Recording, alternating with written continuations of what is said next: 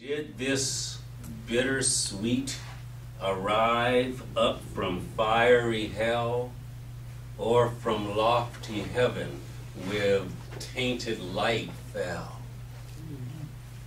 Does anyone know? Can anyone tell? But this is a poem that I got off the computer. It's called Emancipation 2000. Okay?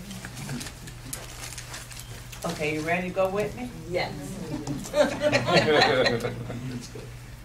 They resisted the practice of slavery and the trade in slaves from its inception in the United States since 1600s to the end of the mid-1800s.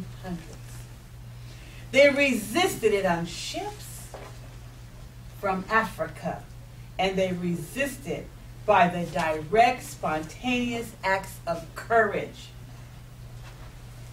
for their freedom.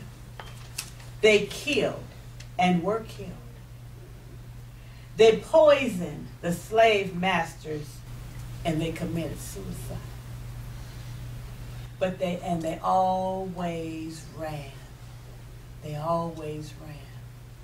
They never submitted. And they were always hunted by the slave master.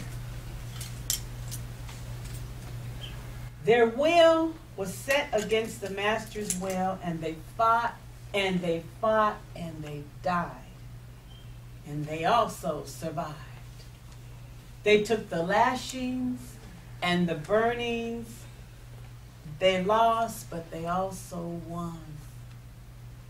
By the strength and the determination led by the Northern Star, they escaped, they ran, and they died. They ran for their lives. This is the foundation from what the spirit that we come from as a black people. From a people that resisted, they fought, and they died. They never gave up. And it was even said that when they escaped, it was determined that they were insane. Think about it. The main thing is that we as a people have to keep resisting. We cannot submit. We cannot cave in. We cannot die. We must continue to be courageous in everything that we do. And we will always have different ways that we will express that. Some people will write poetry. Some people will speak out. Some people will fight. Some people will die. But we can never, never give in. We must always resist. And the thing I think about is that we got to always remember love. Love is more powerful than hate in any way you look at it. We can always win by love. Because hate will kill you. It will eat you up from the inside out. But love will keep you strong through it all. Amen.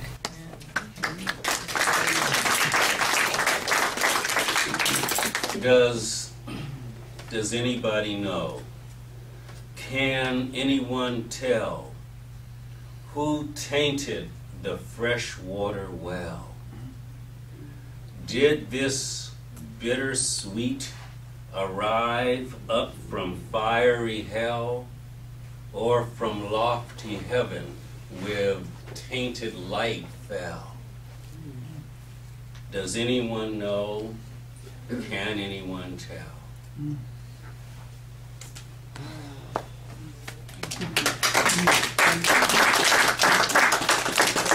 A retired correction officer for King County in juveniles, and I was informed that we were going to have a meeting on Jim Crow and what's happening in incarceration. First of all, it is the people who decides what can and cannot happen. If the people become complacent, if the people become accepted, if they become collective thinkers, allowing the politicians, allowing the law enforcement, those people that they have put in place to make decisions for them, if they allow those people complete control and they sit back and allow these things, because before we had the cell phones, before we had methods of video, and these things were occurring. There's nothing that wasn't occurring. All the time. When one thing you have to realize is that when people are incarcerated, that brings jobs to those people, lawyers, prosecutors, all those people have to get paid. So you're going to have to figure out a way to circumvent this, because it's like slavery. We'll tell you that since that's my history. The people were getting money. They were getting a way of living that was free, with free labor. They didn't foresee 100 years, 200, 300 years that they were going to have a civil war and over 400,000 people were going to die. They didn't foresee that there are generations of great-great-grandchildren was going to have to face all the horrors and look back in their life, even if they didn't commit those crimes. They have the history of that. So until someone can realize that when you incarcerate people and when they come back into society, you don't have no place for them, when you make it impossible for them to be rehabilitated, when you make it a point to put them back into incarceration, the more people that you do that to, years and years and years from now, you're going to end up with more people in jail than out. And you're going to have to start locking up, living in terror, because sooner or later, those people in jail are not dumb. There's some brilliant people in jail. And they're going to figure out a way how to outsmart those people who have them incarcerated and locked up. And it's going to be a fearful time for the free people who refuse to give them, refuse to rehabilitate them, refuse to put them back into that so they could vote, and make it impossible because someone is making money off those people who are incarcerated. That's the long, and as long as we're complacent and we say, well, they committed a crime they deserve, yeah, they deserve the punishment, but after the punishment is over, then we need to accept them back into the community and try to rehabilitate them and help them to stay out.